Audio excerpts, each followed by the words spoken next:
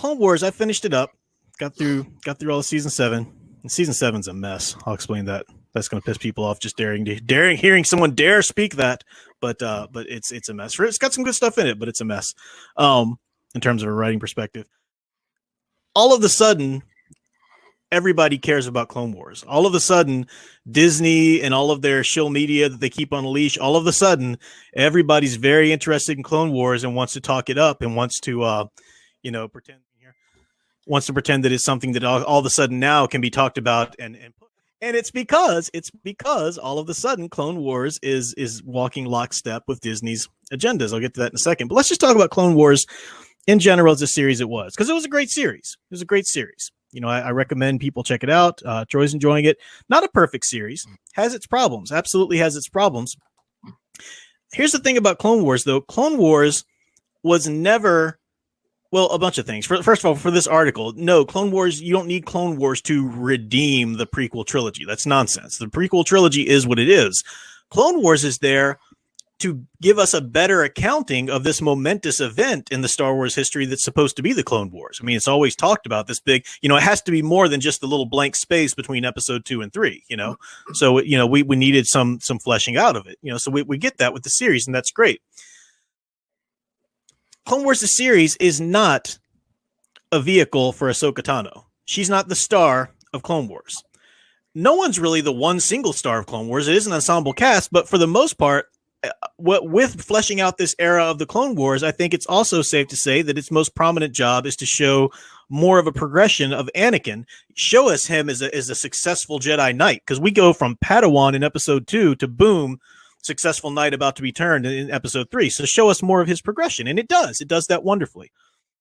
I would even say that anything that you could say about any argument you could make in favor of it being about Ahsoka Tano, you could absolutely say, look, anything that you say about Ahsoka is indirectly about Anakin. She is there. I said it right from the beginning, how I didn't like her from the beginning, but oh my gosh, what a perfect Padawan for Anakin. He pretty much deserved it.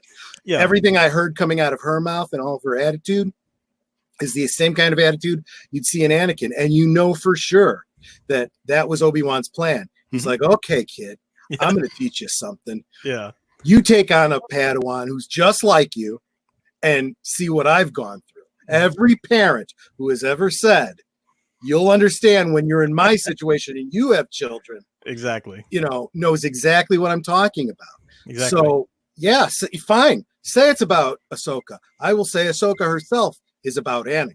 That's the thing. So Ahsoka is there to show us Anakin's progression, to show, because in that first movie, when she's introduced, Obi-Wan says, he's ready for this. He's ready for a Padawan. And Yoda says, yes, but is he ready to let her go? So that sets up their relationship together. That was going to be part of his progression. Okay. But people are trying to rewrite history now and pretend that Clone Wars was really just all about Ahsoka.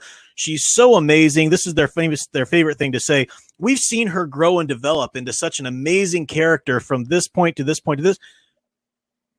You haven't seen, and I'm going to prove this in a second, you haven't seen her grow and develop into anything, because Dave Filoni, for all of his great strengths as a writer, he's not very good at all at showing a character grow and develop. Think about it. You have Ahsoka Tano in the first season, bratty, doesn't listen or whatever. You're right. That the kind of Padawan that Anakin deserves.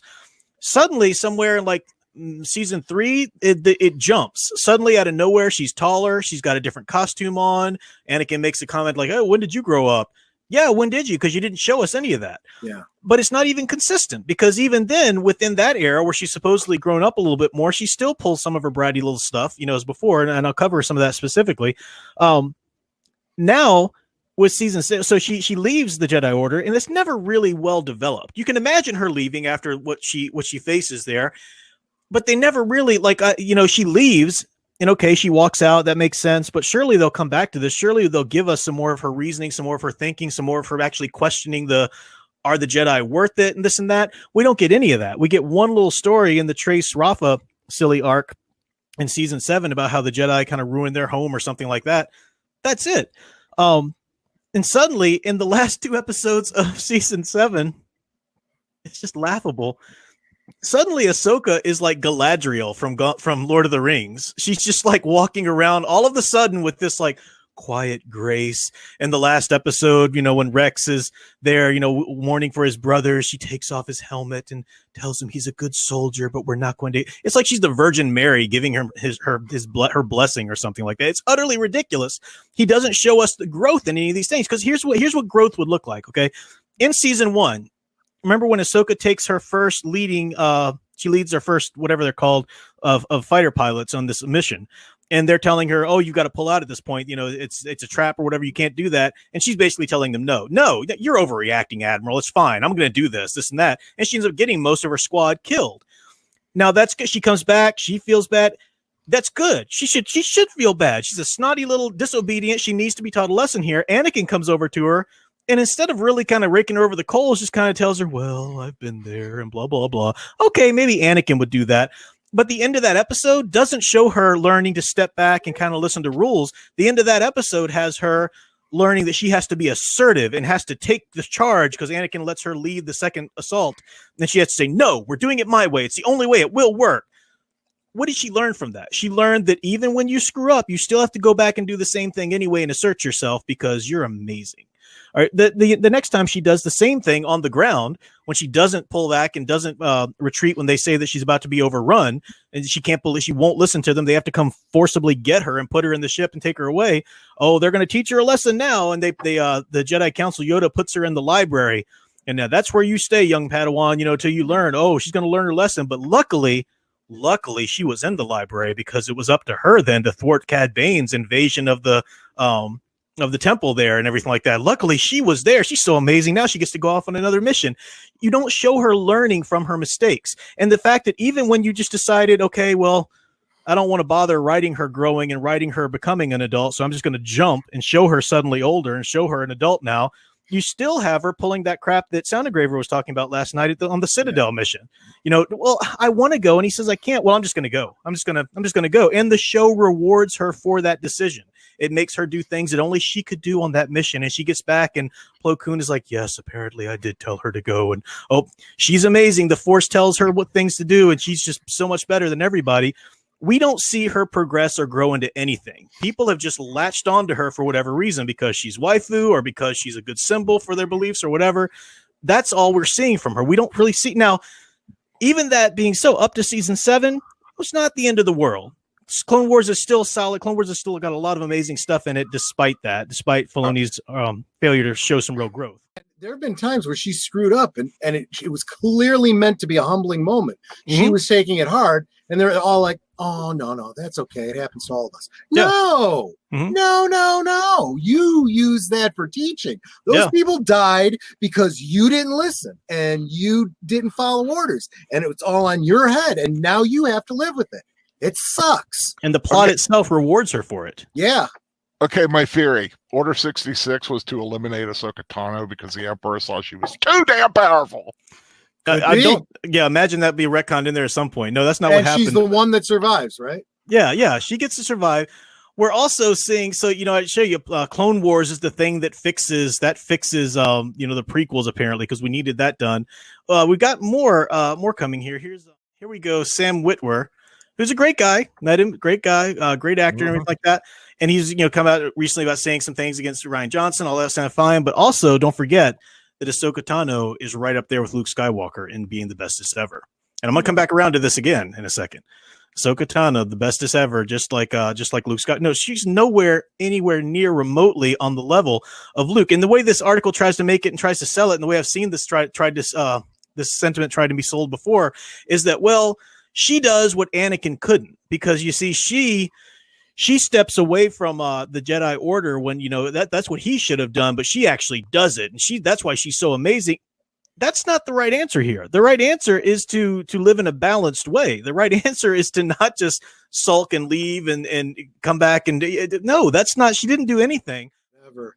But I do remember that throughout the first 2 seasons, I was saying there's a lot of things in here that actually do kind of help the prequel a lot. Makes a lot of things make a lot more sense. And I even said to Nanette, I'm like, I can't believe that we're sitting here binge watching a cartoon about politics. I mean, that's really what it is. It's all about politics and commerce. And I'm like, really? And I'm enjoying this, you know?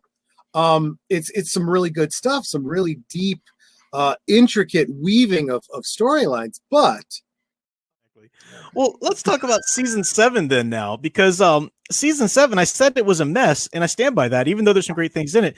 But you think about season 7, you back up and look at it. You've got 3 story arcs that don't feel like 3 story arcs of the same season. They feel like three pitches for what the season should be about. And instead of picking one and developing them, they just kind of throw them all together as a compilation. That's what it feels like. They're so different in tone. They're different in approach and all of that. As I said, you don't really have any character continuity in between them. The Bad Batch is glorious. That truly does feel like old Clone Wars, because that was basically written and that was basically done. But, you know, when back in the day, they just had to polish up some animation and such like that. The Trace little arc they did there, that was completely reworking over based on Disney agenda, right? I mean, they cut the guy they were going to have in there, the character, and they put Trace and Rafa in there to, you know, do their identity politics. I mean, that was them business as usual there. So that was totally off. And I don't think anybody, you know, only the staunchest, you know, SJW types are really even trying to still defend that. Then we get the Siege of Mandalore. Now, the Siege of Mandalore is supposed to take place right after that Trace Rafa arc, because that's where Ahsoka meets Bo-Katan, and you know, she tells her about the Maul being on Mandalore, and you know, they need the Jedi's help and everything. So the very next episode, those last 4 episodes, when Ahsoka comes back to Anakin and Obi-Wan there, that's supposed to be right after that. And you get a completely different Ahsoka in that episode than you did in the Trace Rafa arc there, and the growth isn't shown. There's no reason for it. Suddenly she's just different. Maybe you could reason that and say, okay, well, this is her suddenly back in the presence of Anakin and Obi-Wan. It makes sense she'd act a little differently. Okay, we'll go for that a little bit. But then, as I've said before, she announces, well, I'm going to go get Maul. And they're like, cool, go get him. Make sure you capture him, though. Don't go crazy and kill him. As though she would ever be able to do this. As I said before, this is Darth Maul, the one who was too much for Obi-Wan the last time they faced each other. And people in their ridiculous trying to reason this out and saying, no, I mean, they would have talked about how dangerous he was before, so they didn't have to say it again. If you're a father and your daughter's about to go drive in the rain, I don't care how many conversations you've had about the dangers of driving in inclement weather before. Yeah. If you care about her at all, and if she's not a Mary Sue who can amazingly do anything all of a sudden, you would say, be careful. I can't stop you from going, but at the very least, please, you know, something like that. But no, because there was a shift in the show at that point. And we saw it with the agenda politics that was coming in with the Trace and Rafa arc. The shift was to treat them as though they're Mary Sue's now. She gets the full Mary Sue treatment. She had elements of Mary Sue-ness throughout the Clone Wars here and there, but she got the full treatment here. Then throughout the rest of the arc, she is with quiet grace. As I said, suddenly she's Galadriel from Lord of the Rings, basically. It's ridiculous. She is able to defeat Darth Maul. Now, you could make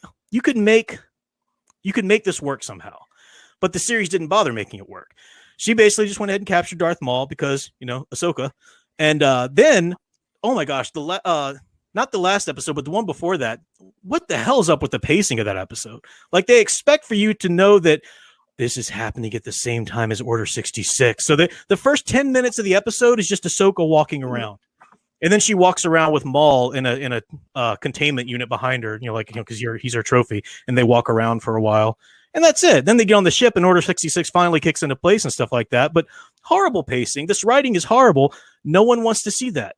Everybody just wants to say that Ahsoka's amazing. Dave Filoni's our chosen one. It's all great. It ties into our member berries of episode 3. So we're loving it. How dare you evil misogynist, for saying anything bad against her?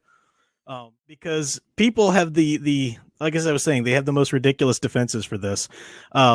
She could so easily beat Darth Maul where Obi-Wan couldn't. Obi-Wan and Ventress, mind you, couldn't, because, well, he had a lot on his mind. He had a lot on his mind. Order 66 was going down, and he was worried about that. So that's why she beat. Oh, okay, that's why she beat him. And then in the next episode, once Order 66 goes down, she goes to free Darth Maul because they're about to go kill him. You know, he's not one of Sidious's, you know, lackeys or whatever with the Force, so he needs to die. So she saves him from the clones who are about to kill him and lets him go. And he's like, "You're letting me go?" You know, and she's like, "Yeah." And, you know, he he asked for a lightsaber. No, he says why. She says because I need you to go cause a diversion. And he's like, well, then give me a lightsaber. She's like, no, because I don't even care if you die. And she very casually turns around and just walks away from Darth Maul as he says, yes, ma'am, and turns around and hops to and goes to follow the order of Ahsoka Mary Sue Tano because Darth Maul's not that important or that powerful, right? I mean, he's basically just, a little lapdog for characters like Ahsoka Tano. So, that's all in there now. And they've got all kind of ridiculous, oh, well, he didn't really want to kill her, see, because no, shut up. Stop pulling these reasons out of your ass to try to make this work. It doesn't. It's bad writing. Deal with it. Accept it. The Clone Wars has fallen. It's not that season 7 was nowhere near what we should have gotten. There were some good moments in that last episode. I like the fact that they didn't try to force a confrontation or force Ahsoka into Darth Vader's life. At that point, he just kind of sees her a lightsaber and thinks that she's dead. That's fine. But people were trying to spin this. I saw on Twitter, they were trying to say, look how amazing this is. He saw her lightsaber and thought she was dead, and that was the final step into him becoming Darth Vader. She's the final. It's she that really kind of makes him cross that threshold. Are you kidding me? Ahsoka is nothing compared to Padme and to all the stuff that he went through in episode 3. Stop trying to rewrite the whole history of his character arc and try and shove her in at the end is way more important than she is. That doesn't work. Yeah, I think killing the love of your life and having your best friend chop you up a little bit, I think I might supersede like a little Padawan that may or may not be dead. Exactly. Yeah. Agent Boomer brings up Disney's now saying Jen Erso is responsible for the Death Star getting destroyed. It was one of the new novels. Yeah, you're right. And they're trying to push all these new characters as more important than Luke or anybody like that. That Star Wars isn't dead in the hearts and minds of the fans. But what drives me crazy is that we kept it going. Well, not we, because I wasn't one of them at that point, but the fans kept it going and the EU kept it going for so long before Hollywood came in and started meddling. So yeah, in this current climate, I don't trust them to do anything right. I mean, if I heard any show was going to get made or brought back or whatever, I immediately cringe because of, what they're going to do to it in this climate, like what they did to Clone Wars when they brought it back for season 7. And I've got this question or this point in the description. I said, Disney's going to win. Disney's going to win the culture war for Star Wars, and you're going to help her. You're going to help them do it. Most likely, you're already helping them. No matter how much you protest, no matter how much you say no, this is what they do. So remember when Disney's learned now. They've learned now that they can't just do whatever they want and keep the Star Wars fans no matter what. Right? They learned that with Last Jedi and with Han Solo and the Star Wars story. But they didn't learn that, we need to stop. We need to start over. We didn't do this right. No, all they learned at that point is we'll just fix it up. We'll just throw them some bones. Rise of Skywalker will kind of fix things over and kind of retcon some stuff that Last Jedi did, and it'll all still be fine. No, it's not. Then, so everything didn't do as well, and everybody thought, well, Jon Favreau's doing The Mandalorian. Jon Favreau sounds like he's a pretty good guy. Let's see if this works. Everybody wants to give it another chance. Well, Mandalorian season 1 comes out, and it's amazingly well done, amazingly well written. No SJW nonsense in it I could see. But what did I say when it first came out? I said, stop going crazy about this. If you want to watch it and enjoy it, fine. But don't go all over Twitter. Don't make a big deal about how it's amazing. Star Wars is back. Jon Favreau or Dave Filoni, they're going to be the ones to save us. Everything is fine now. Because Disney doesn't care, and Disney hasn't learned that lesson. All that teaches Disney is that they can throw you a bone every now and then, and you'll just shut up and be fine with it. They can do whatever they want. They don't have to go retcon anything. They can rewrite the entirety of Star Wars history. Ahsoka's the bestest. Jen Erso's better than Luke. All this kinds of stuff. You'll shut up and play along if they just throw you a bone every now and then. You'll come swagging your stupid dog tail because, ooh, that looks like a chumpy Jon Favreau bone they're going to give me, whatever. And you'll eat it. You'll go back to them no matter what. You are letting them do this. You're letting them do this by denying that there's anything remotely wrong with season 7 of Clone Wars. No, it's fine. Everything's fine here. Mandalorian season 2 is going to feature this same Ahsoka Tano. And let me break it down for you even more. In Disney's continuity, Luke Skywalker, the one who ultimately brings balance to the Force, right? The one who is just, and like I said, probably the most amazingly aspirational character in our culture next to Superman from the 20th century. If you guys can think of another one that permeates culture, you don't even have to have watched their story or whatever to kind of know a little bit about them. Let me know. But I mean, just incredibly aspirational character. He decides to try to murder his nephew and go be a hermit on a planet, and then sort of briefly redeems himself at the end real quick. That's crap. That is not the treatment that character deserves. Yet Ahsoka Tano, because she's amazeballs, Ahsoka Tano gets to live through all of that, live through Order 66, live through the whole Empire thing and everything, and pop up in season 2 of The Mandalorian, where I guarantee you she will be there to show the Mandalorian the way and to be the guide and to be the wise one and blah, blah, blah. That's what they once they get it in, once they get your permission to start treating characters like that, they do so. That's not what you saw in Mandalorian season 1. Remember, Al, help me out. Who was the name of that trooper? What's her name that he meets and ends up teaming up with? Cara Dune. Cara Dune, okay. The relationship between the Mandalorian and Cara Dune in that first season, that was incredibly well written. They were comrades. There was nothing romantic. They trusted each other. They were comrades. It was wonderful.